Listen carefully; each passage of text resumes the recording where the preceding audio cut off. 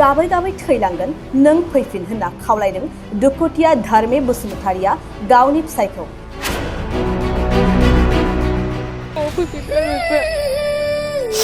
गथ' गथाय सानैगान दङ आं अननो जानो हाया आङो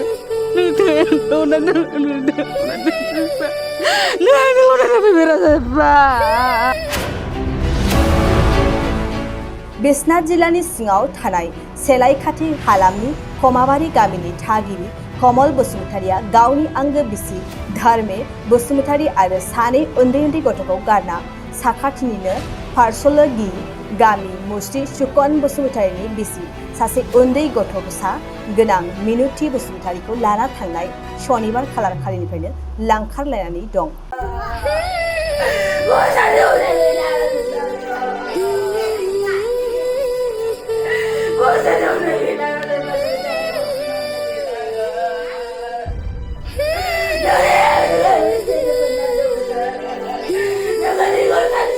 बेखायनो दुखुथिया धर्मे बसुमतारिजों लोगोसे जोनोमगिरि आंगो बिमा आरो गामि दैदेनगिरि गामिनि रायजो राजा बिथांमोनबो गावनि नखराव फैफिननो थाखाय कमल बसुमतारि बिथांखौ खावलायदों। लोगोसे सोरबाफोर बहाबा नुयोबा गाहायनि 9957936107 जानबुं अनजिमायाव खोन्थाहरनो खावलायहरदों। आंखौ अननानै न'आव फैफिनद्रा जोब्बा गथ' गथाय सानैगान दङ आं अननो जानो हाया आङो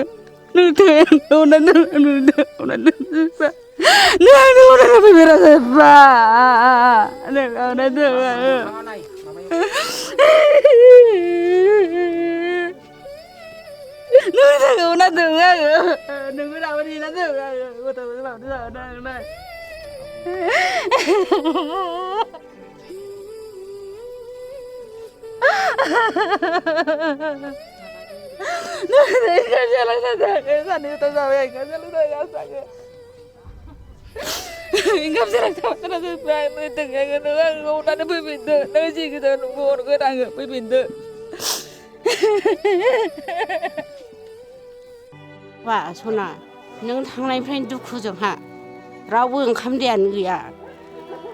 बाबा फैफिन सना नोंनि दायखौ निमाहा होगोन जोङो फैफिन। गथ' सानैयाबो स्कुलाव थांला बिमायाबो ओंखाम जाला जोंबो गोजोनला संना खावना होबाबो जाला बुरखायबा बुरखायनो नाहाला। बाबा फैफिन फैफिन आफा फैफिन नोंनि दायखौ जों निमाहा होगोन फैफिन बाबा। आच्छा आदै कमल नों बहा दङ?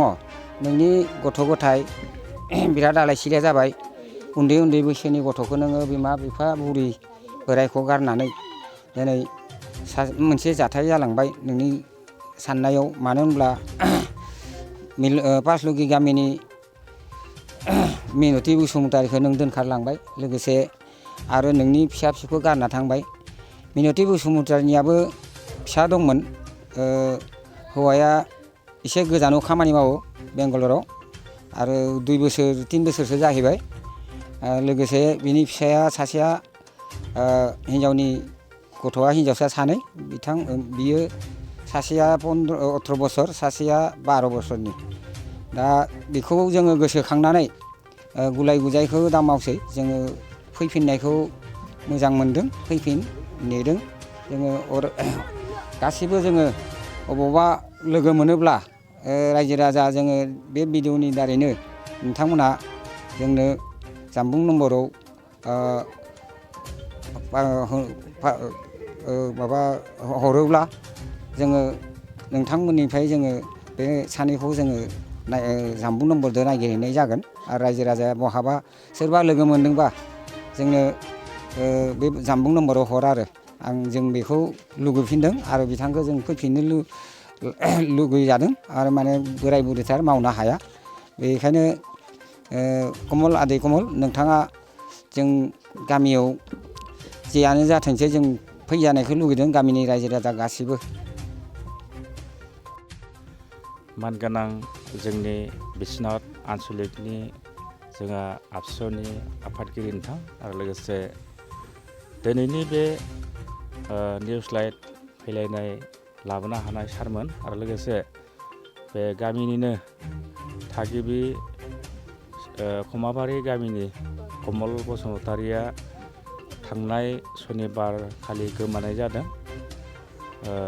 जोङो दसेनि उनावहाय अखानायै जोङो नागिरदोंमोन मानसिखौथ' जोङो नागिरना मोनासै। बेनिखायनो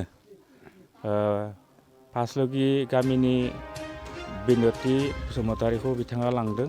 दा बेनिखायनो जियानो जाया मानो जाहाथे बे कमल बसुमतारि आरो लोगोसे बिनति बसुमतारिया फैफिननांगौ आरो बिथाङाबो बिनति बसुमतारियाबो जाहाथे फैफिननांगौ। बियाबो गथ' सानै दङ जाहाथे बे गथ' सानैया देराखै बिनियाबो आरो नैबे जिथुनाखि कमल बसुमतारि बिथांनाबो दा फरायनाय बायदिसिनायाव लाहार फाहार खालामना होनांगौ बिफाया दाथ' गथ'फोर सानैया देराखै बे कमल बसुमतारिनाबो।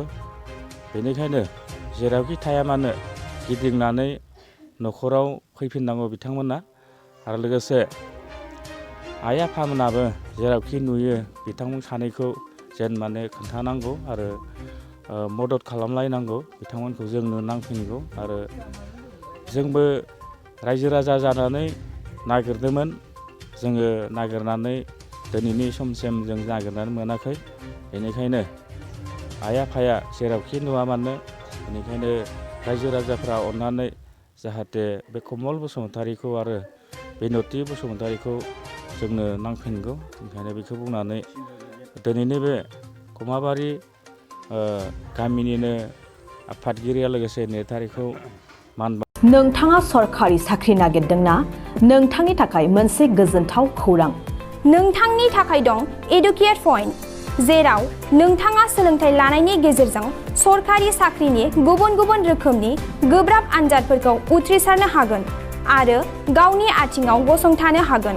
बे एडुकेट पइन्टआव नोंथांमोना SSC, bank PO, bank clerk, bank SO, UPSC, FSC, defence, railway, state insurance, AAO, ADO एसिस्टेन्टजों लोगोसे स्टेट लेभेल जब आरो माखासे सरखारि साख्रिनि आनजादाव गोनांथि जानाय आयदाफोराव सोलोंथाइ लानो हागोन। मख'नो गोनांदि बे सोलोंसालियाव साख्रिनिल' नङा, बेयाव MBA आरो सैनिक स्कुल बायदियाव एडमिशननि थाखाय एन्ट्रेन्स होनो थाखायबो सोलोंथाइ लानो हागोन। बे सोलोंसालियाव गाहाम थाखो खथानि सुबिदा दं आरो सम मथे नोंथांनि सोलोंथाइखौ बे सोलोंसालियाव होनाय जागोन। बेखौबो मिथिनांगोन दि बे एडुकेट पइन्टआव सोलोंथाइ लानानै बावैसो 2021-22 इं मायथाइनि एसएससि GDनि आनजादाव गासै 11 सा सोलोंसाफोरा उथ्रिसारनो हादों। बारा नङा, गासै 15,000 रांजोंनो नोंथाङा बे सोलोंसालियाव 6 दानसिम सोलोंथाइखौ लानो हागोन। बे सोलोंसालिया क'क्राझार, बरपेटा रड, गवालपारा आरो बङाइगावआवबो दं।